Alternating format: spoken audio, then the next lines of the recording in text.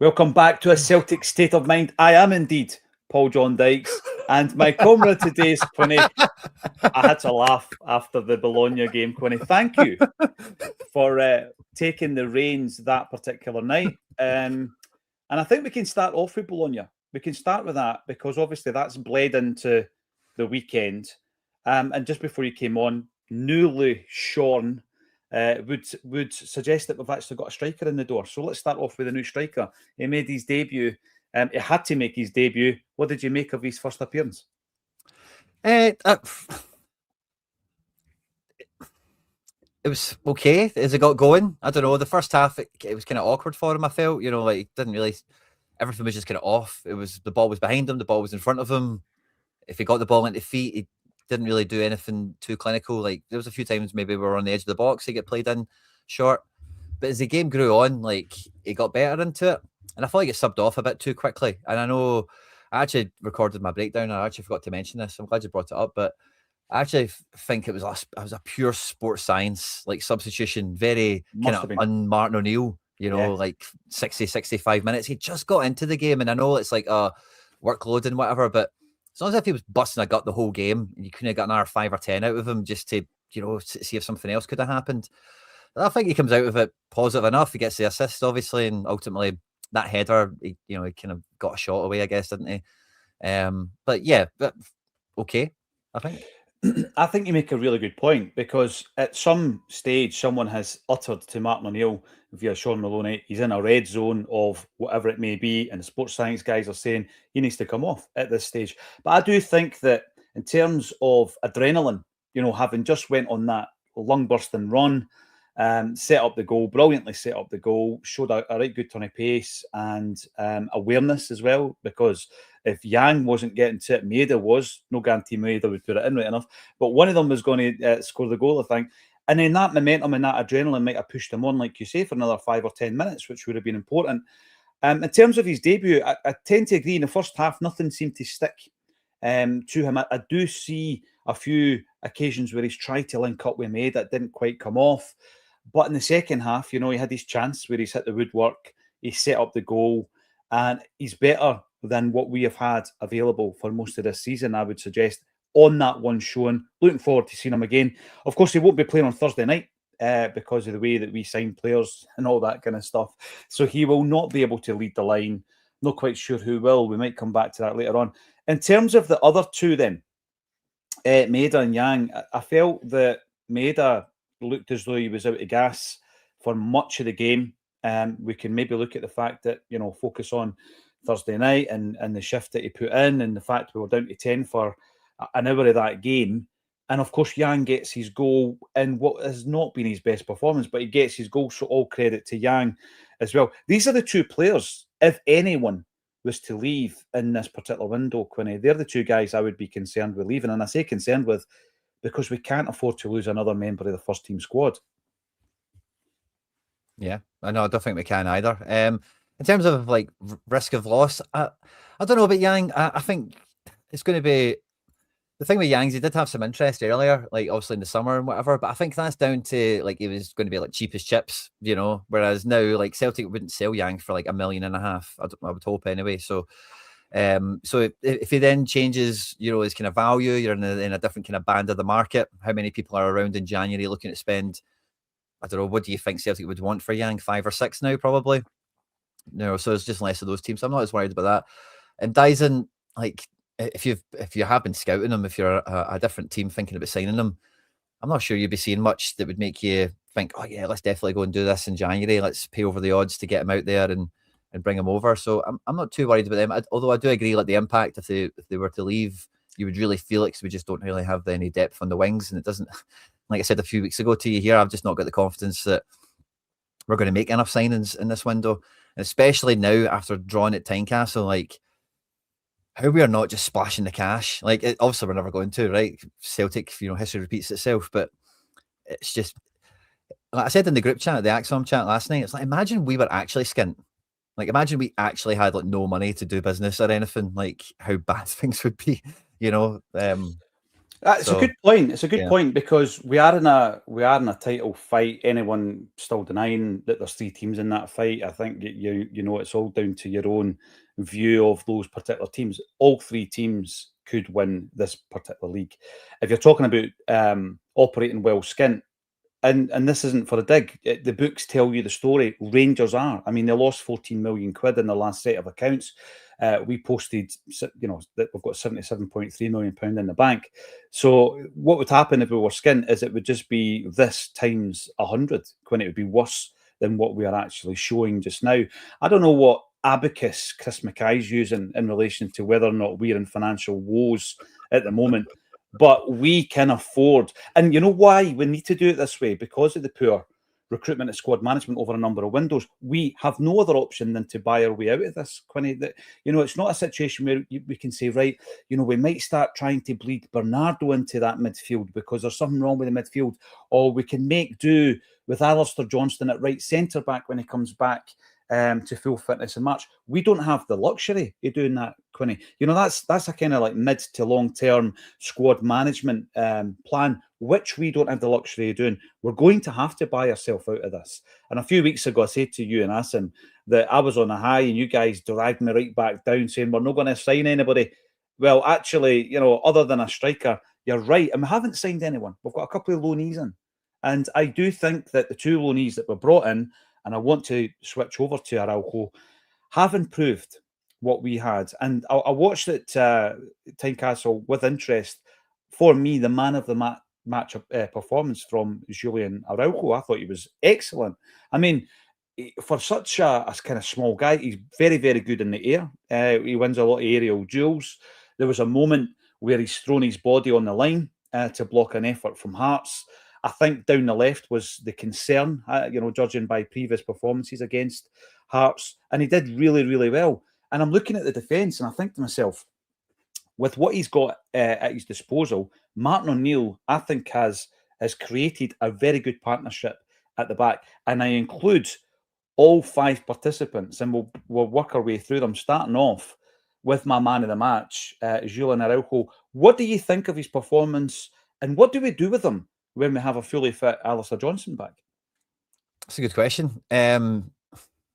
Araujo, from when I've seen a lot of Julian Araujo like 3 or 4 years ago, whatever it was, maybe 2 or 3 years ago. I'm losing track of time at this point, getting older and stuff. But he was a very attacking fullback, when in La Liga and in MLS, like very attacking. And we've not really seen that yet. Maybe we can't afford to let him off the leash. Maybe he has had injuries, not had too many minutes before coming to us. So there might be a wee bit of maybe like Tierney right at the beginning of the season where they're not really totally able to open up their legs. I've been really impressed by how solid he's been defensively. There's maybe a bit of that where the move to Europe he's made is like, obviously he's signed for Barca initially and then being in squads with them and training and whatnot. Las Palmas, obviously La Liga is a very physical league, but then the Premier League as well with Bournemouth. Again, the Premier League, very, very physical. So in terms of athleticism, like actual strength and power, he's been in like really good environments for the last couple of years, and maybe his game's developed or changed a little bit in that sense, where he's just got a bit tougher and maybe a bit more right backy rather than like wing backy, perhaps. But yeah, I thought he played well. I don't think he really jumped off the page to me watching the game personally, but again, it was maybe just where my focus was. But yeah, on reflection and looking back at it, like he definitely was one of the better contributors in the game. One more duels than he lost. Passing was all right. And yeah, as I say, with all their threat being Braga and Kizarides down the left, he was never shown up by anyone. No, you're right. And on the other side, Kieran Tierney, I think very much quietly going about his business this season. There was always that concern about how many minutes he can play, how many games he can play in a week. Is he going to pull up? Ironically enough, he does near the end of the game. Hopefully that's not serious. But he's heading towards his most minutes and his most appearances in a single season since he left us. I've mentioned that a few times. He's heading towards 40 appearances for the first time since he left Celtic. And I think in terms of what you were saying there about Araujo, we've not had to rely on him a great deal as an attacking force yet. I think both fullbacks have got that in their locker. We then look at Kasper Schmeichel. I'm counting 3 big saves, 2 really, really obvious ones, but 3 big saves from Kasper against Hearts. And when I look at Bologna, probably another 3 against them as well. This is a goalkeeper who has come in for stick, who I do expect us to replace in the summer. But since O'Neill's come in, I don't know if it's just our approach to passing about at the back, expecting him to have the ball more than just about anybody else at his feet and all this kind of stuff. Quinny, he just looks better. He's playing better and he's pulling off saves. And I think that Sinisalo's had a few opportunities, not a big run in the team, but I don't think any of the managers have been sold on Sinisalo. But Casper on this form, I have no issue with him whatsoever.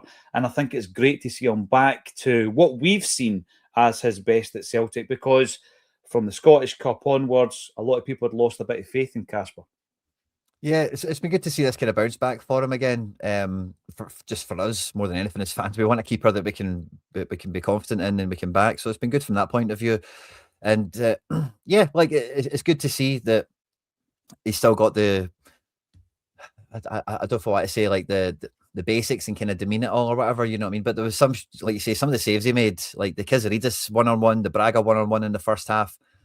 Very good saves to be making for us. But there is no getting away from like the goals he conceded. Like some of the ones he was getting stick for, like he just should have saved them. And especially when you see some of the stuff he's been saving over the last game or two, it just does further highlight like he was off it for whatever reason. And again, with goalkeepers, sometimes you just need to accept that they can't save every shot. They can't get a clean sheet every match. There's just sometimes the opposition will score a goal. It's just a fact of life kind of thing. It's unavoidable. But yeah, I thought I definitely don't put him down in the negative category for yesterday. Although I was sad that the Stuart Finlay, like when that header went in, I was just like, oh man, please, could you not save that one? You know what I mean? Please. You've seen it coming. Yeah. This is the thing, and it gets drummed into us constantly about Hearts. Hearts' biggest threat is the fact that they know that if they get set pieces in and around the opposition box, be that a corner or a free kick, they've got plenty of them. We'll come back to the refereeing in a moment. Then they will score plenty of goals. That's exactly what their game plan has been. And fair play, it's an element of the game that I don't think that we utilise well enough, Quinny, in relation to that. Hearts certainly do. And when they take the corner, you're looking at, for me, Engels and Tierney to be stronger. Finlay beat the two of those guys. You're thinking, physically we should be able to win that ball. But you're right, it was just it was a basic goal, poor goal to lose. In relation to that, the central defensive partnership, for a while there, it was CCV and Scalesy. Trusty was out of favour, being a left footer, of course. He's come in, and I think they've developed a good partnership. None more so than the game against Bologna the other night. I thought they were outstanding. Against Hearts, not just the mistake and then the red card that Trusty makes, because he almost sells the jerseys. I just thought he looked a bit leggy. I don't know if it's because he's playing a lot of games again, Quinny, and if you come to Celtic, it should be your expectation to play 2-3 games a week. He looked a wee bit leggy and he eventually gets sent off. Before we get to the red cards, what about Scalesy's tackle? That was as good as a goal, by the way. And when I was watching it, and I'm thinking to myself, not in a deliberate sense, but see if you're playing for each other and you're playing for that manager and you've got 100% belief in the game plan and who's giving you the instructions, that's when you see last-ditch tackles like that. Under Nancy, for example, I'm not seeing that. I'm not seeing anybody putting their body on the line. And I'm not saying they're down tools, Quinny. I just think psychologically a player will give you that extra moment, that extra percentage if he's all in. And I think the players are all in when it comes to O'Neill. Yeah, I think so. I think that Scales tackle was, definitely a goal-saving contribution, you must say, because Braga finished a similar chance later in the game, so 100%. As for Trusty, I actually kind of feel the way you felt about Hatate, about Bologna, where and I know he had an error or two as well. It wasn't just the red card thing, but I don't think Trusty was leggy. I get that too, but he was put on the ball a lot more in this game, whether that was Hearts, making him have the ball, if that was the kind of the press setup or whatever, I don't know. But he tried cutting a few passes up the pitch. I thought he looked quite okay for the most part, and everything they were. The thing is that Kabore is way more of a handful than even the Bologna forward, that guy Dalinga. He's way more of a handful than Shankland. He's way more of a handful than a lot of strikers. If you think about who was the big boy up front for St Mirren, it was like that. The guy that scored, I can't remember. I've tried to burn that stuff out of your memory, don't you? But I think it was just a really difficult challenge for him, in that sense. The guy is a big, powerful player. And, again, Trusty similar to Araujo, if you look back on it, he won more stuff than he lost. His passing was better than rubbish. It wasn't great, but it wasn't rubbish. And yeah, I think the defense is really coming together again. Like under Rodgers last season, the main thing that kind of really did keep us afloat through all the nonsense was that we were keeping clean sheets like regularly. You know, it wasn't really much of an issue. And you know, there's a wee bit. I know it's two weeks draws in a row. Don't get me wrong, but you can feel that kind of defensive spine has kind of came back in since, you know, it kind of got torn apart recently. Big time. See the thing, Quinny, 2 points that you make there. The first one being, and often this only comes from a second viewing for myself, is that you can look at a player's specific performance at the time, full of emotion, watching it live, and you remember those moments, the bad moments. And I think with Rio, obviously, he's had his 2 bookings, and just before that, he lost the ball as well.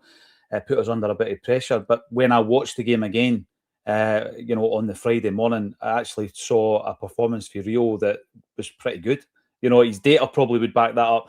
And it's similar with Trusty, because you're thinking, you know, that time where he's mistimed he's kind of pass back, and then he gets sent off and he puts everything at risk.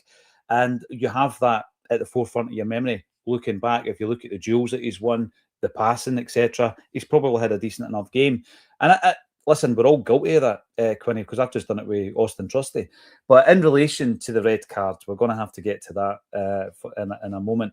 This is something that I'm looking at it, and when you're talking about the game post-match and obviously the aftermath, which is the Monday, you're thinking to yourself, I'm going to be as balanced as I possibly can be. If this was the opposition, what am I thinking? Am I thinking we got away with one? Am I thinking it's harsh?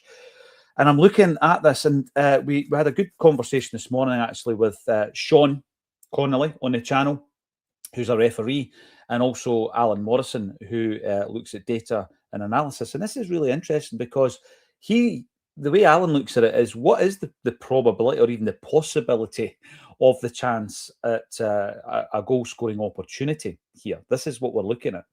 And when you look at the VAR, which we all know is not fit for purpose, right, when it comes to drawing lines, etc., etc., I think that in the future you're going to get a situation, you know, where you look at the graphics, Quinny, you look at the graphics in UEFA's games, and, you know, a toenail will call you offside and all that, and it's a 360 and it's the all singing, all dancing. If you look at the angle of that ball, the pace of the ball, and the angle and pace of the player, once that player gets to that ball, before you even think about the 3 Celtic players that are obviously chasing back, how much of a chance, what is the probability that is a goal scoring opportunity? And then you've got to ask yourself, is he between the sticks? Well, the answer to that's no. By the time he gets to the ball, he's not between the sticks. He's actually quite wide. You've then got Kasper Schmeichel, obviously, narrowing the angles, and you've got 3 Celtic players all running at different angles to kind of block the space. So the opportunity of a goal scoring chance there is diminished. And it's diminished down to, at the very, very best, according to Alan, go and check him out on Twitter, about 8% goal scoring opportunity. So for me, the fact that he's taken out at that moment in the game, Austin Trusty gets a yellow card. The on-field decision is correct, and it should not be re-refereed by VAR. And we'll get to John Beaton in a moment. What was your take on that, Quinny? Exactly everything you said there. Like, in terms of like I like you try and make yourself objective with these things. I think, what if it was the other way around? I think if it was the other way around, you'd be saying if that went against us, it would have been a red card, you know, and you don't really grudge the other team getting the yellow, but you know, if that went that happened, it's the kind of thing you'd say probably. Absolutely. If that happened to us, it would have been red. The ball is travelling away from goal. I think, again, I got into a few Twitter kind of threads about this yesterday and whatever. I couldn't believe some of the people that were like maybe genuinely trying to think it was a red card. And again, like, I've not played football to any level of any note, but I think Craig Levine even said on the post-match that's, I think his quote is, that's a good goal scoring opportunity when he's watching the footage back in the Sky studio. And honestly, like, anyone who thinks that is like that's a goal scoring opportunity, that is a red card type situation, hasn't played football at all. Never mind to like, we are pals in the park. Like you said, if the XG on it is 0.08 or 8%, however you want to think of it, it just further highlights it. But it's going away from goal. He's not clearly last man. And it's not, the striker also initiates contact. It's not as if Trusty's like wrestled it. You know, it's not even one of those ones where he's deliberately tried to get the tangle of legs. The striker runs into him. I did my analysis before coming on this, recording it and whatnot, and kind of went through it. to kind of exercise it from me, as it were, you know. Mm. Again, the cherry on top of the cake with it is, what is VAR stepping in to do? VAR should be stepping in for a clear and obvious error. So if they're stepping into him and saying clear and obvious error, it's a goal score. It's going towards goal. It is last man. It is violent conduct, whatever it is. Then they should be overruling. They're not sending them to the monitor to say, oh, we're not sure. By the way, that's what they're interrupting him to go, oh, by the way, see that yellow card? We're no sure if it's a yellow. Do you want to look again? Maybe rethink that one, pal. You know, which then it's like you say, re-refereeing the game.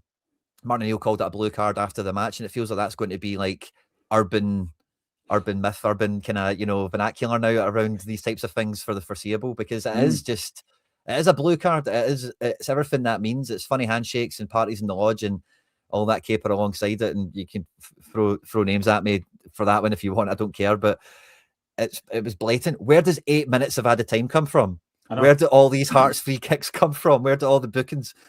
Araujo's booking, Cavancara's booking. It was unadulterated, uninhibited.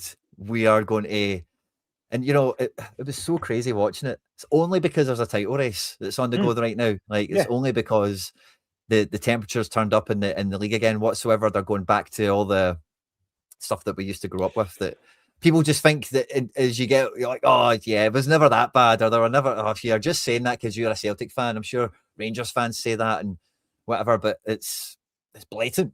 It really was blatant when you're talking about the game plan of Hearts, what they're good at with regards to their set pieces and the amount of free kicks they get. I think on average, you know, Celtic gave away a free kick every 4 minutes in the game. We're not a dirty team. We're not an overly aggressive team in that respect, Quinny. And I know that we didn't have the ball as often as we normally do, so we're fighting to get the ball back. But when you're watching it, we're being refereed to a different standard in that game.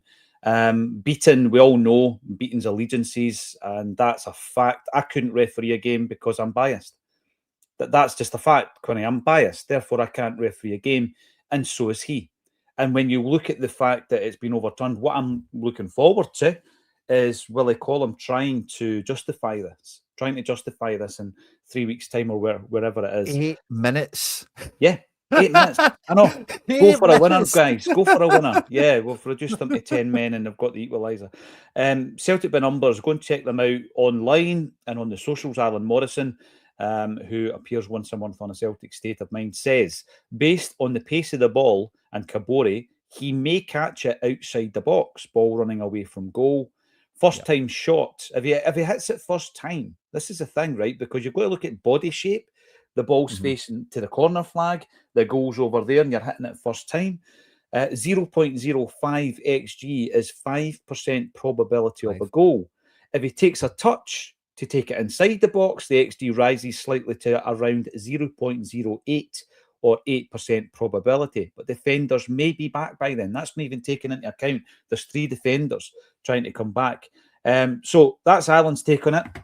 It's not confirmation bias as far as I'm concerned. I've watched it time and time again. This is what we're up against. My next question would be this. Quinny, yeah, we put ourselves in a situation where it's this tight. We're to blame for that.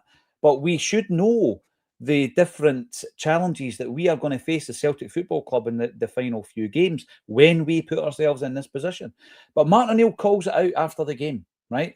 And this is the thing that I want to focus on, because when that happens, what I want from a football club is for us to be strong and to call it out officially.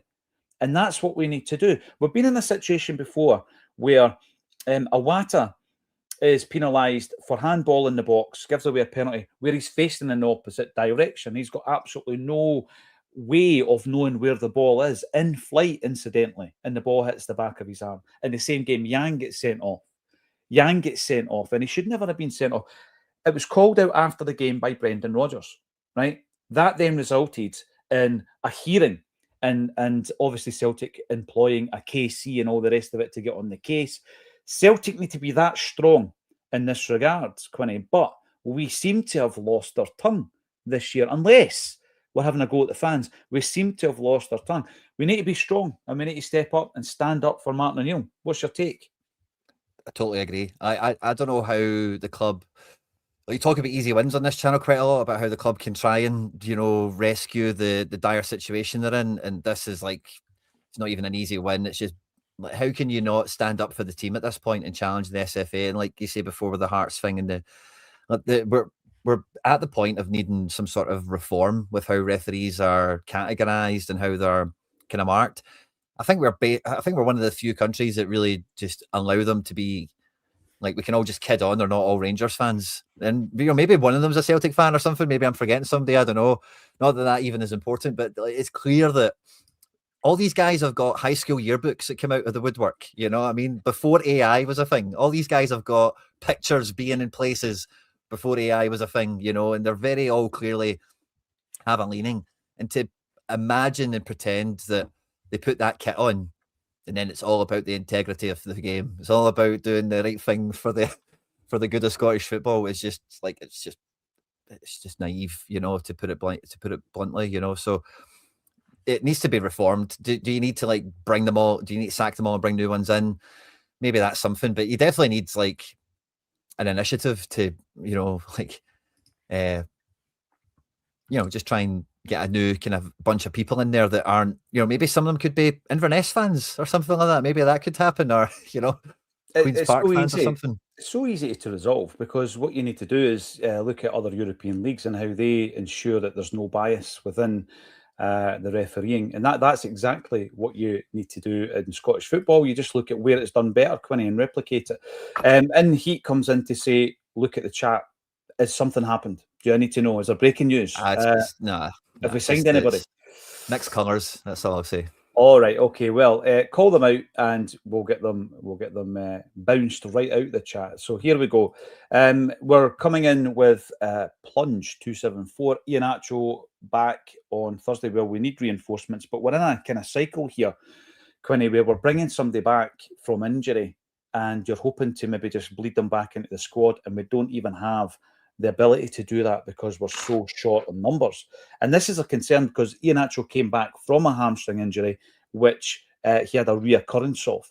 And this is where we are in terms of the squad. 33 in the first team squad, Quinny. Yeah, if he comes back on Thursday, there is a chance that he'll start. But that's not ideal, because, again, if he pulls up again, you can say bye-bye to him for the rest of the season. Yeah, it's... Again, I was when I seen Tierney going off injured, it was one of those ones where I was thinking about Sriracha, and it was like, when we signed him, he had an injury record as well, and it's like, it'll be fine. It's not a problem as long as he's not injured when Tierney's injured, and you could say something similar about Iheanacho and a few of the other players that we've had. Obviously, Vickers, again, always seems to get injured every season. And yeah, it's just all mounted up on each other. And it's a compounding problem, because you've seen it with Alistair Johnson, tried to bring him back. That was too soon. He reoccurred and he's now out forever. It feels like Jota, I know, didn't really get back into the team, but it did feel like the word from rehab was like, oh yeah, Jota's kind of kicking about again. He's on the grass, and then all of a sudden it's like, no, it's went terribly bad, and we're not going to see him for ages now. And yeah, it just further highlights the kind of mismanagement of the squad and everything else. And it's huge questions for Thursday on the Tierney inclusion and Iheanacho, because Kenny's injured as well at this point, which who thought that would be a big problem for us, but it is. And if you want to, the last bastion, the last kind of train out the station for the January window is the day after the Utrecht match, because our squad is probably being a bit constrained, restrained, or held together by the fact that we have Europa League games to play. So, I don't know, for example, a Balikwisha, a Bernardo, somebody like that could leave after the Utrecht match because we can register new players. Somebody else might be interested. Maybe we're waiting for players that are in a situation like that. It's not hard to imagine. Maybe we are, for some level of madness, maybe we are waiting to see if we qualify for Europe, to see if we're going to spend some money. Maybe we're waiting to see if someone comes in and gives us some more money so that we can actually pay for this window within the window, which again is just further madness. But the Utrecht game is very important because, yeah, are we waiting for qualification? Do we need qualification to seal a deal with a player to say that, oh, we're into the knockout rounds and you'll be coming to play for that as well as everything we're doing domestically? And we're now going into that match, which did feel like not quite a foregone or a gimme or anything like that, but a favourable fixture. Utrecht are dead and buried. They rotated a lot on Thursday night. They've got nothing to play for.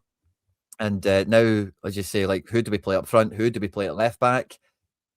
Somebody brought it up earlier as well. Welsh was brought back into the squad, but he wasn't even on the bench at the weekend. Dane Murray started. Does Dane Murray start Thursday? Is that part of the thinking there? Maybe it's that concerns me slightly, in so far as yeah, he's had some serious injuries. Of course, he has, and it's great that he's been able to fight his way back. But I've not seen enough from Dane Murray to suggest that he is the answer, Quinny. And I know that Brendan Rodgers was a massive fan.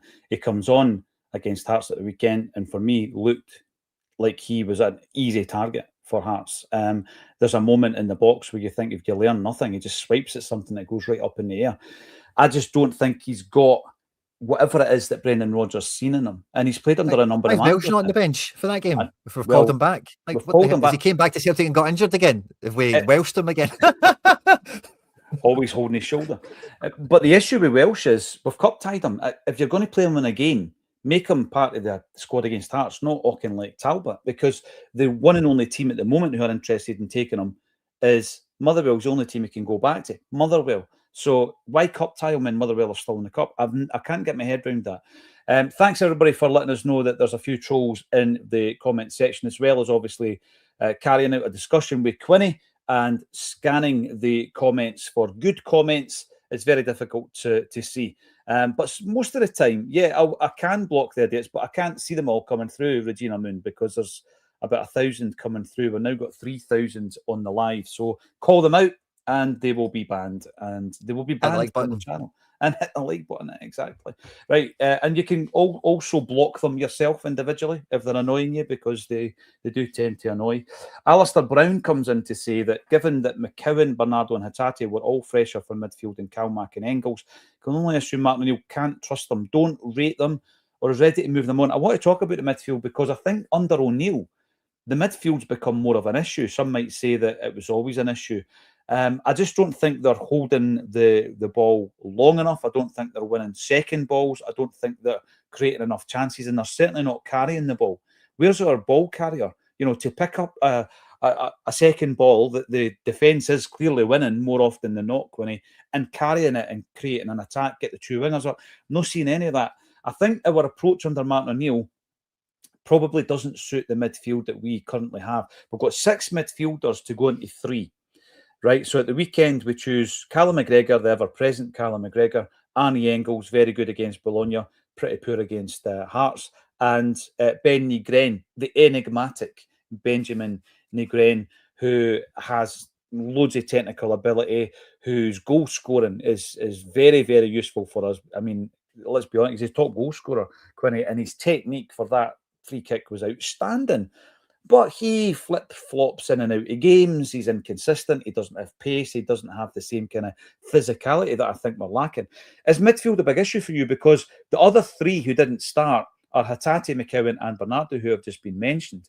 How many of them would improve the 3 that started at Tynecastle? Are we now looking at the midfield and saying, actually, there's a bit of a priority area in there in terms of adding a bit of physicality to the midfield?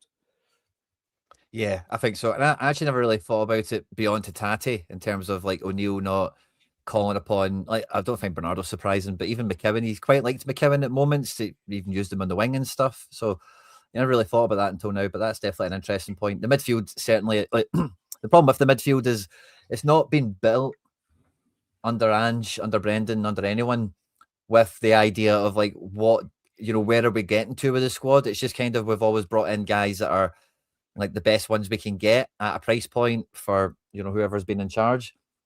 And we've known that because we've seen Callum McGregor be the kind of the square peg in the round hole in terms of the deepest midfielder, and sometimes the kind of lack of defensive kind of like solidarity you want in that position. So yeah, the midfield is a problem. It's been a problem for years in a lot of ways. I think O'Reilly and Hatate and McGregor like made that work very well. I think they were a really good combo. They really kind of balanced off each other very well. The system suited them, both systems under both managers. And the problem with that is I think that was quite a unique combination, maybe even just on profiles, but also like the individuals, you can tell they were all really like in sync and pulling for each other in lots of ways. Whereas now the midfield, like you say, if no one Hitate's not really on it. Hitate could carry the ball for you. McGregor really should be carrying the ball for us, but doesn't. And Engels doesn't ever really want to do that, I guess. He's always quite happy to release it. He wants to put it up the pitch a bit quicker when he's in that deeper position. I think the midfield under O'Neill's actually looked better than what it has earlier in the season. I think we're realistically only going to sign one more player between now and the end of the window. We need a right winger. We need a midfielder. We probably need a centre back. I've got no idea who we're going to get, but I think the midfield, everyone's calling out for it, and I think for good reason. You need that kind of that shield, that kind of enforcer, that bodyguard, and you just need to give and I know some of you are saying no, not McGregor, but you need to give McGregor more license to get around the pitch, because he's wasted in the position, and he's been wasted for years in that position. And yeah, I think if you could add one defender, you would go for something like that personally, because McGregor can do everything you want him to. And like you mentioned before with the scales thing, where he just puts that extra bit into everything, McGregor's going to give you that. He absolutely is. And there's lots and lots of comments coming in to agree. Many of these people in the comment section, Quinn, have been saying it all season in relation to the midfield. I just feel that we look more exposed under Martin O'Neill's system. If there's one part of the system that absolutely needs reviewed, it's the midfield. It's the midfield area, because in relation to the fact that we've brought in a new striker, there's a focus on that. I think also on the wings, Maeda looks as though he's out of puff. We don't have a replacement in for Nicholas Kuhn, so Yang's been getting a lot more game time than you would expect. So there's a bit of tinkering required all around the park for me, and it's about prioritising it. And we've got different views on who's coming in and who isn't coming in. The bottom line is this: if Martin O'Neill doesn't get sufficient quality in, we don't win the league. I mean, going into these two games, Quinny, right? Going into this week, if someone had said to me this week, look, you're going to get two each draws. You're going to go to Italy and get a 2 each draw. You're going to go to Tynecastle and get a 2 each draw. And in both games, you're going to get a red card. I would be sitting and I'd be like, right, you know what? That could be a hell of a lot worse. We're still in the Europa. We're still in a title race. And we still have a few days left. This is a caveat of the transfer window. So that third bit, Quinny, that's the bit that's completely out of our control. And you're looking at that thinking, what's the reason for having the piles of money in the bank, 77.3 million, even if, that's been hampered by X, Y, and Z by the next time we get the financial results come September next year, you've still got a load of money. You're not going to be in financial concern or stress if you have to go out and buy a couple of players. What is holding us back, Quinny? I mean, seriously, it's now time to say what's holding us back. Right, if you want Maswanisi, if you want him to come in, he can play left, right, and centre. Bring him in.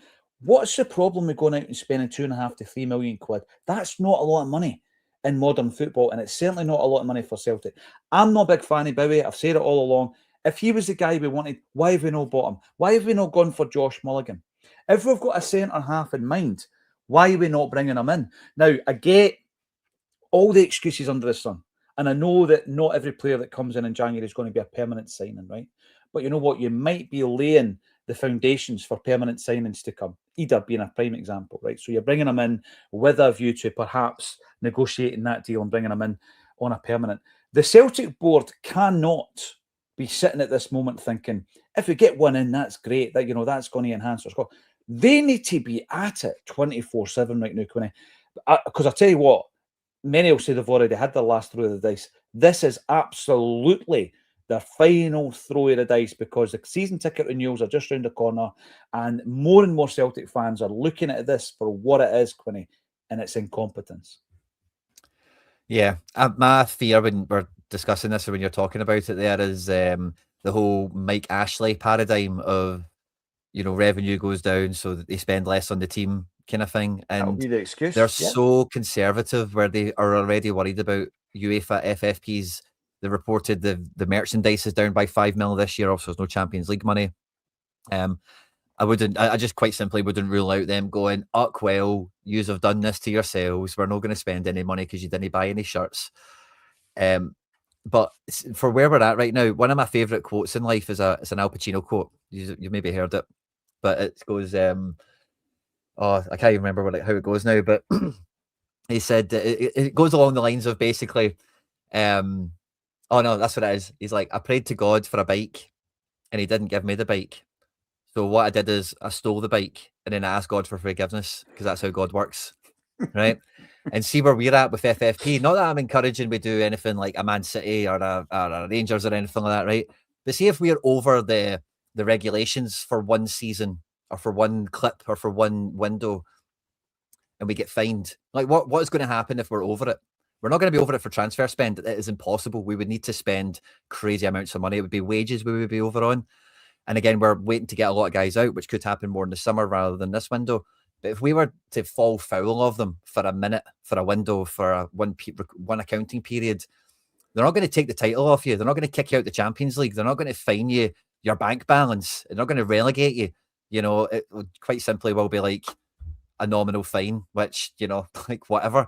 They've put themselves into this problem. That is now the cost of doing business. That's the cost of saving the situation is spend the money that's in the bank, get the players in that are required. And if there's some backlash for that or some price, the paper needs to be paid for it later on, then that's the situation you've found yourself in, down to the poor management that we've kind of mentioned earlier in the stream around recruitment for the last couple of years, you know, and it's unavoidable. What is not acceptable is continuing to pray to God for the bike. It's not coming.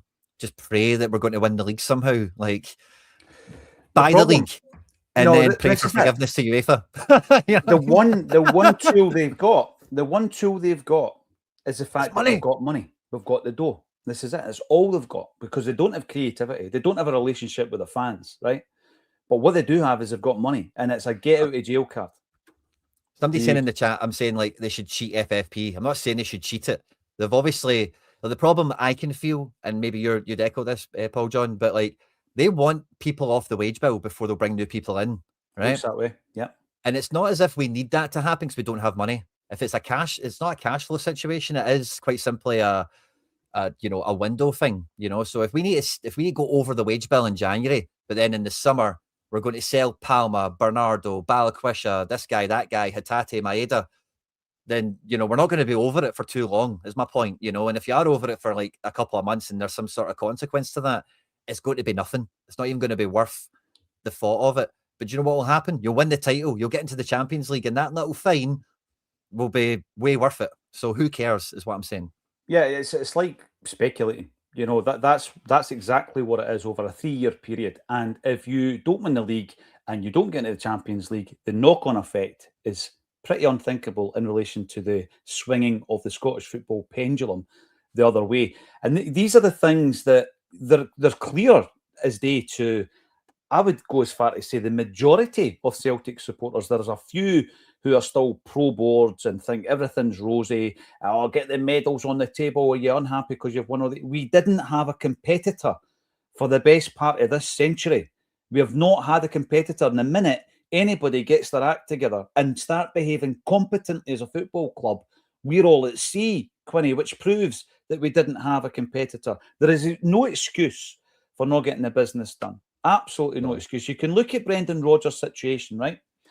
If Brendan Rodgers was in charge right now, having not signed a contract, and he was at odds with the club, right? And there's been a breakdown of relationships between him and Dermot Desmond, and the toxicity of the relationship between him and Peter Lawwell that we knew all about first time round was rearing its ugly head, as it apparently did. Then you could see there's a reason here. They're not giving him any money to spend because they want rid of him, or he's leaving, or whatever it might be, or he's no good with money, which is obviously what they believe. The Nancy thing. If Nancy was in charge, Paul Tisdale's buying Yamadas for us and Inamuras and bringing in Simpson Puseys. That's where we would have been right now, and you could have waved goodbye to the league championship, and I would have conceded it by now if he was still in charge. But yeah, bring Martin O'Neill back, Quinny, with some kind of promise. There's no way he's bringing... You know, he's not a guy that, you know, has got no self-respect, that you just, break the glass every time you've got a problem. Bring O'Neill. He's not a meme. This is Martin O'Neill. He's a club legend, right? So you've got to back him. And I'm pretty sure, although obviously I've not discussed this with him or any of the people around about him, I'm pretty sure he would have been given assurances when he was offered the job for the second time this season, Quinny. We will get X, Y, and Z in. Some of them might be loans. It's just, you know, the nature of the January landscape. But we will get these bodies in. And I'm not being funny. I half joked this morning that on the last day of the season, we're going to recall Novroski and Palmer because we can't get the business done. This has shown you the incompetence of the Celtic board, and particularly the executives and the CFO and the CEO. They cannot survive this window, Quinny, if we don't get the reinforcements in. Now, if you look at another team and say, had Hearts purchased X, Y, and Z in January, they would have won the league. If we're looking back with hindsight, they could respond and say, yeah, but that would have knocked us right out of budget. Our plan's a 5-year plan. We couldn't do it. And they can justify it. Yeah. We can't. We have no justification, Quinny, for not going out and getting the bodies in. And we're at that stage now. It's the 26th of January. And the clock is ticking. And this is why it was annoying us on Thursday to see Michael Nicholson at the game. This is why it is, because we all know the need. And Martin O'Neill, I mean, the frustration he must be feeling right now, Quinny, walking into a situation where basically we don't have a head of football operations because he's been binned for being absolutely useless at his job. And we don't have any scouting or recruitment data in terms of shortlists. It's all been scrapped. We started on the 5th of January.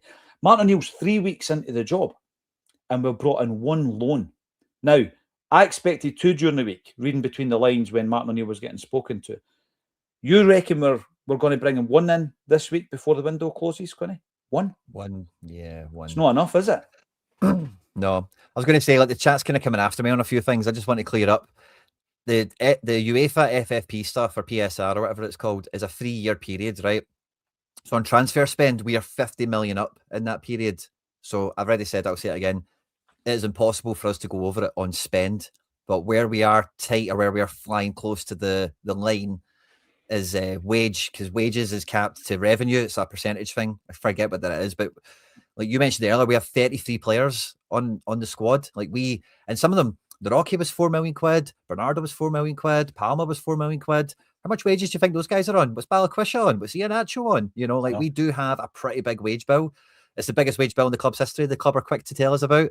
That is the only thing I'm talking about here, is who cares about the wages, because we're going to sell probably a bunch of guys in the summer and it will self-correct anyway. That's all I'm saying is don't wait for the wages to get off the books before you add more on. We need to add more on and deal with that later, is all I'm saying to that.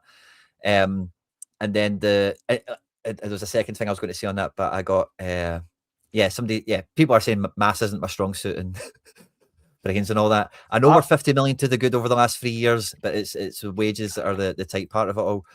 And I said there was a second thing, but I've forgotten it. Sorry. But I think the key point here is it can balance itself out over a 3-year period. And if you're dicing with and gambling with Champions League riches, then, it's a very, very scary game. It's a very dangerous game. Now, in relation to the injuries, I was having a look at this because all I've been hearing all week and since the game is a depleted Hearts squad and all this kind of stuff, right? Well, so Celtic at this moment in time have got 4 long-term injuries who would have been part of the squad at the very least if they were fit. Alistair Johnston, of course, who apparently is coming back in March. We've got CCV, who's out for the season. Jota, who we thought was coming back in the early part of this year, but Martin O'Neill says he's probably out for the season as well.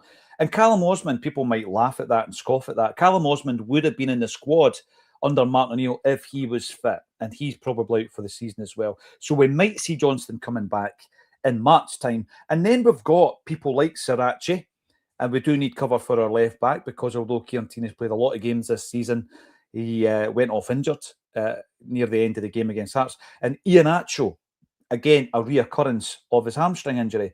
So at this moment in time, we've got half a dozen guys who would have been part of the first team squad, all injured. And that's a concern. You go into Thursday night's game, and Kenny might be injured. We know that our new striker might have pulled up. He's obviously ineligible for Thursday night, but we're now looking towards Falkirk, an informed team, and John McGlynn's Falkirk coming to Celtic. I also want to touch on this, Quinny, right? To be a winner, a big part of this is also how you conduct yourself, right? And obviously there's a wee bit of the old shitehousery that goes on, and a bit of crack and a bit of patter and all that, and I'm all for that. I think football is a better place when you've got all this kind of competitive edge and you win the game, etc. But what I'm not seeing is any kind of level of class coming from Derek McInnes or a number of the Hearts players as well with their conduct at the weekend. I actually think they're rattled, right? They're rattled and they're overcompensating for the fact that they're rattled. And you look at the fact that Ben Nigren goes to celebrate his goal And I love when players go to the coaching staff because there's a togetherness about that, isn't there? You know, and he goes over to the dugout and he's not sure who this guy with the grey hair is because he's facing into the Celtic dugout and he kind of cuddles him and it's Derek McInnes. And McInnes had aggressively approached, I think it's Fozzie, right? I don't know what's been said or how he celebrated, but it got Derek McInnes very rattled to the point where he's brought it up or he's been questioned about it after the game. And he's used a derogatory term towards an inexperienced coach in the Celtic technical area. Why was he not dealt with? Why was he not booked, stroked, sent off? I don't know. He should have been. And then there's now this narrative about Celtic don't get red cards domestically, but once they go and get refereed to a different standard in Europe, they're always getting red cards. Now, this is something they've been banging the drum about this, Quinny. Chris Boyd on Sky's been banging the drum. Derek McInnes obviously is registered in follow because he's now banging the drum. And of course, it results in a bit of pressure on the referees and they get it right. He's coming out and saying this.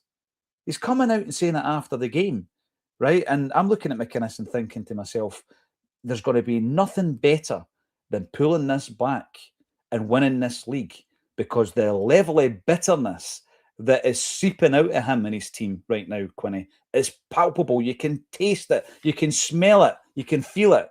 What did you make of his conduct at the weekend? I think that's just, I think it's a bit of the occasion. I think it's very much a bit of pressure getting to them because, again, McInnes, although he was second with Aberdeen a few times when Dyla was about, whatever, he's not been in this type of situation, you know, when it is getting to the McInnes's own words. So you can go back and hear this. I think it was after the first round of matches. He said he doesn't think about anything in terms of like the league and how things are going to pan out until after 2 rounds of matches.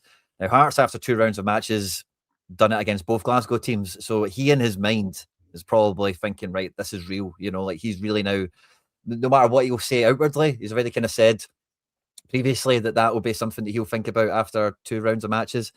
And I think you've really seen that in the game, really, you know, and in terms of all that stuff, for me, he's playing every card in his deck. Like he is using everything he's got at his disposal to cash in every extra little ounce he can get out of players, out of officials, out of everything, the media, the narrative, get more buy-in from fans if that's how you want to see it, turn more fans against you, however you want to think of it.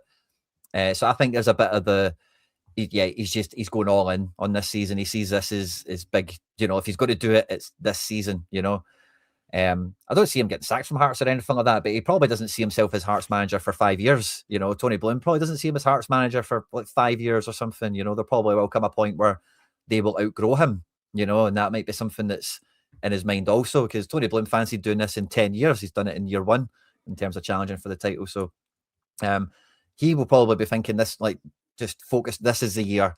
Play all the cards, play all the tricks, put it all in, and take no chances as far as he's thinking of it. So in terms of all that kind of caper, talking about Fozzie, I think it was as well after the game, and even all the stuff on the sidelines, that's how I kind of, it's a bit of pressure and all that. You can definitely see that it's actual temperature in the moment, but I also think it's him, like, this is my chance. Like, I'm playing all the tricks I can, whether they work or not, another thing. Yeah, you're probably right. You're probably right. And I think it does affect the narrative and it does affect some of the decisions that are being made as well. Dermot John, I'm going to concentrate on some comments now. Boyd's been calling for a red card for weeks, and lo and behold, yeah, absolutely. It has been. Unconscious bias is a thing. See what they want to see. Never neutral, says JT Staffline. We know that, absolutely, without a doubt. We've also got Craig coming in. I don't like Engels and Nygren together midfield. I don't like the balance of this midfield. I don't think we're strong enough in terms. You know the issue I've got with Engels, and I've obviously championed him, right? He has got, if you look at all our midfielders, McGregor, Engels, Nygren, right? The physicality within the 3 that started is all on Engels, because McGregor, for all he's huff and puffing, he's not a physical player. He's not a naturally strong and physical guy, right? Who demands and commands that area. And neither is Nygren. He's very technical and, you know, you'll get your goal and all that, but he's not going to dig in. He's not going to win many tackles in that respect. You then look at the other 3. Bernardo, for me, has regressed worse than any other, including Hatate in that Celtic midfield. Hatate's all about the flair. Hatate's a strong player. This is the one point I made about Bologna. He can hold off and he can knock people off with his upper body strength domestically. I think he gets a fright in Europe because you're up against a different physical player. And then, of course, you've got McCowan, and I don't think physicality is his strength, Quinny. So the only guy that I think naturally has got it is Engels. Does he use it? No. And I think he's misinterpreting aggression for being a bit dirty. I see him going in. You watch the next time we get a set piece against us, he's always shoving somebody. He does it all the time. And there's going to come an occasion where he gets drawn into something in the box. It's going to happen. He's constantly doing it. That's not aggression for me. Aggression is to be aggressive with possession, to be aggressive and ensure that as soon as you lose the ball, you aggressively win it back. That's the aggression we're talking about. Not being dirty, not going in a wee bit late and challenges and being a wee bit, the black arts. That's not what I'm talking about. The aggression I'm talking about is to get possession of the football, Quinny. And I don't think Engels is doing that well enough right now. Yeah, I think Craig's got a good point there on Engels and De Green together. I think it's maybe one of those combinations that it's just it just kind of breaks down. Because I think Engels has looked really good. I think De Green has looked really good. But yeah, maybe there's a wee bit of together in that type of match. You don't get someone that can really carry the ball through the pitch like you've mentioned. And Hatate is very Hatate, he's very good at a lot of stuff that is easy to discount or forget in that regard. Where he is good in tight spaces, he can hold the ball off. He's quite nippy defensively. Like, he'll always be recovering back in. He's never scared of a challenge. Ben Engels, like I've been kind of saying it for the last few weeks, is he likes throwing his hip into people. I mean, he doesn't mind a wee bit of that, smash your hip into somebody. And I've liked seeing that in him, but you're right, that's not a substitute, or that's not the definition of being physical or being dominant in the middle. You want to see people put their foot on the ball a lot more. And from a deep midfielder, grab the game by the scruff of the neck isn't the same as like Jota grabbing the game by the scruff of the neck. Those types of players, you are looking for kind of what McGregor tries to embody with the whole pointing and whatever, but you want somebody to get on the ball and like make things happen. I remember early in the match, different type of situation, but it's maybe a nice example. Araujo played a really good ball dead early in the match, like up the right-hand channel. And Kavankara was meant to like kind of bend and run onto it, but he wasn't like on the same page or whatever. And see that pass or passes like that, they make use a ball. Heard this cliche before, I'm sure, but like they make the decision for you. You force your teammates to run somewhere by putting the ball into that space, or by, and Engels doesn't do that. McGregor does that by gives it to centre backs. Like, I'm going to give you the ball. Like, we need somebody in that midfield that will go like they see. And Kavankara did it well for the assist he ends up getting on, where he drops into the pocket and plays it flicks it in for Maeda and then gets on it. You want to see a little bit. You want to see the midfielder zip into somebody and go, right, you need to flick it around the corner, and that means the guy next to you needs to get running. And the guy on the ball just makes the team do something, rather than okay, I'll go to the right back now, and then I'll jog over here, and then can you give me it back? Okay, and then I'll give it to the centre back now, and it's not really controlling the game. Again, the last thing I'll say on this, there was a big point in the second half, right before they scored their second, where you seen Derek McInnes, and he was going balubas on the touchline at Jamie McCart. Because I think he maybe took 2 touches, he maybe took 3, and he was going like that. He was going 1, he was shouting 1 or first time or something like that. And in Hearts, they had a throw in. And the first thing that happened after the throw in is somebody hit it first time up the pitch. And it was like, I could just even, you hear him before in the analysis and stuff like that, turn Celtic. And that's what it does. It turns us, it forces us to do something. It controls the game. We're not in control of what we're doing. They are, because they are making us run every time. They're making us turn and run, turn Celtic, get them facing their own goal. And our midfield doesn't control the game like that, doesn't put their foot on the ball, doesn't decide how we're going to do it. It's just about controlling the speed of the ball, the tempo of the game, and then like, where's the opportunity? Well, that's right, because if you're going to be more aggressive, then the tempo increases 100%. Now, one tiny little moment in the game, and it's been replayed a million times on the socials, is I think it's Finlay and Engels are going for one ball down at the touchline, and Engels has ended up barged in. It's a shoulder charge, right? It's a battle of strength. He's barged into the linesman, and he ends up, colliding with the advertising post. Now, the thing with that is, right, I'm looking at that thinking, I'm not looking at that going, oh, is it or is it not a free kick, or Finlay shouting at him when he's on the ground? I'm looking at Engels going, you should have a pride in your physical presence on this football park where nobody puts you on your backside like that. Nobody. You go shoulder to shoulder with them, Quinny, and you knock them into the corner flag. No other way about. So that's what I want to see from him. If I'm looking at the video analysis, I'm not crying into my cornflakes about whether or not it was a free kick. I'm saying to Engels, you should never allow him to put you on the dirt like that. Get up, and he needs to show fan more. And I'm a fan. I've said it. I don't want to sell him. I know there was interest last week reported about Engels. I think that we're 18 months into a 3-year development of this player. I think he can be a very good player for Celtic, but the time is now. You're talking about grabbing games with the scruff of the neck. There's going to be many occasions between now and the end of the season, Quinny, when we're sitting at nothing each and you're looking for somebody to be that midfielder. He needs to be the guy for me. Plasbot, I am scunnered, he says. The way the team has been driven into the ground has completely taken away the joy and pride I feel for the club. Hearing a lot of this, Plasbot, the club are walking about like that. They're not listening. People are trying to engage with them and they're ignoring these pleas. On my case, it's all about trying to get an answer from them in relation to the fan media ban. It was a ban we weren't even told about. They didn't have the decency to communicate the fact that we had been banned. Quinny, you were on the road of the day that it happened. They've not let us anywhere near a press conference yet. They will give free rein to the mainstream media who will continue with their narratives. Try and make sense of that. I am in contact with them. I'll keep you updated if they manage to figure out a way to get us back in.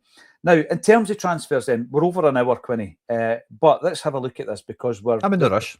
The clock is ticking. The clock is ticking.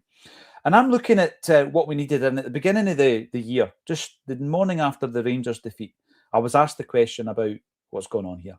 And one of the things, of course, was the fact that we need to bring in quality additions. At that time, and I know we just signed Araujo, I didn't think a right back was a priority. I really didn't. I thought to myself, I actually have Donovan over Ralston. There's certain games that Ralston's maybe better suited to, but I had Donovan as a backup, and I thought, we can make do with that until Alistair Johnson comes back. I'm glad Araujo's in the door. I think the quality of him, I'm confident that we've got enough quality until Alistair Johnson comes back. So he wasn't one of my priorities. But when I'm looking at, all you need is a suspension to somebody like Austin Trusty, then you're looking at Murray or you're looking at Welsh. Neither of those two guys are the answer. So we need a right centre-back, no doubt about it. Right wing, we've not replaced Nicholas Kuhn. So, of course, we need a right winger. Whether or not Yang's still in the building as a backup, there's another question. I do now think we need a physical presence in the midfield. I don't know if it's on the Michael Nicholson's whiteboard, but we've got 6. This goes back to your point. We've got 6 midfielders. I'm not even counting Odin Holm, who's back in the building. We've got 7 midfielders going into 3. So Celtic will be looking at that, mate, saying, right, unless you get rid of 2 or 3, we're not bringing in another midfielder. That is the way they'll be looking at this. I also think they'll be looking at right centre-back saying, well, Alistair Johnson's coming back in March and Araujo's doing okay at right back, so maybe he can just come in inside. And I've heard a lot of people talking about another centre-forward. So if you were to go for that, you've got another 4. I don't expect us to bring 4 in this week. I expect us to bring in 2. So the total amount of players that we'll bring in will be 4. I reckon 2 we'll bring in this week. Where are you with this? You reckon 1. Where will it be on the park? I think just down to like links and stuff like that, I've got a feeling that they're more focused on goals. So I think right wing is probably going to be the one that they go for. It felt like, don't think we were really in the hunt for Asprilla. He ended up going to Galatasaray, but we were linked. Obviously, Tabby was one that was very much on the agenda at the beginning of the window. And so I think it probably will be that. I would be, like you said there's 6 midfielders, 7 midfielders on the books. When you look at the strikers, again, like Kvankara, Iheanacho, they're going to look at Shin, Osmond and Kenny as strikers on the books. I just don't see how Celtic justify in their lenses that, the reality that they live in. Like you're saying, I think they'll just make do. They'll just like, oh no, we've got 7 midfielders. Like one of them will be all right. Somebody will pick up form tomorrow. Somebody will score at the weekend. We'll forget about this. And right wing's maybe the only one where I don't think they could weasel out of, like, oh no, we've got 10 guys there. Like, don't worry about it, Martin. Or we can't justify that to the board, or we can't justify that to Dermot or whatever. It's just laughable, like it really is. It's as if we're skint. You know what I mean? Like, you should be able to just buy the league if you're Celtic at this point. Look at Man City. Where are they in the table? Third or something like that? They go out and buy Semenyo. They go out and buy Mark Guy. Again, if you want to think about that in an SPFL context, Elliot Watt, Masmanise, and somebody else, just go get the best guys in the league, bring them into your team, spend 10 million quid on 4 guys, and just absolutely, bully boy it, rather than. And I don't mind Kamankara. I like Araujo. Let's see how all that pans out. But if we finish the window with fucking 4 loans, like, come on, man. Tell me you don't care without telling me you don't care. Well, it makes you start to peel the layers back and say why. It really does. Now we can conspire about this. We can say that it's we're deliberately stripping parts, etc., etc. Is there a sale coming, and all this kind of stuff? We all know that there's a shareholder who's got far too much control at the football club. The CEO should be making the day-to-day decisions. Now, obviously, based on a budget, which would be pre-agreed, Quinny. The CEO shouldn't have to be paging or phoning or WhatsApping or whatever it is they do to get the thumbs up from Dermot Desmond. I mean, this has shown them all up for being incompetent, and it's the last transfer window that they should even be in the job, quite frankly, because they have shown that they can't conduct a transfer window, Quinny. And it's not the first time. So if they're looking at our squad and thinking we won't bring in a midfielder because we've got 7, that means they don't have a football brain cell in their head. They're just looking at spreadsheets and figures. They're not looking at the fact that Odin Holm will never be a Celtic player, that Luke McCowan seems to have fallen out of favour a wee bit. Hatate's inconsistent. Bernardo has played under 3 or 4 different managers and hasn't kicked on yet. We need reinforcements, and you could go through the entire squad and talk like that. Like you say, centre forward, they would look at it and say, oh, but we've got Shin Yamada. Came in, 1.5 million. Paul Disdale thought he was a player. Balakwisha, who? He wasn't even on the bench. What a waste of £5.2 million plus wages. It's getting to the point where he is up there as Celtic's worst, pound for pound, Celtic's worst signing of all time. And it only happened in the summer. For to go out and spend 5 million quid today. Imagine that. So this is where we are. Will we see Naroki winking at the camera and Palma doing a dance in the last day of the transfer window? By the way, I wouldn't bet against it. Is Nawrocki any worse than Dane Murray and Stephen Welsh? No. Is Palma any worse than Balakwisha playing right wing? No, he's not. He's any worse than Yang. I'd say yeah, but that's me. We'll get Stephen Ray. We'll get Stephen Ray on to argue the other side of that.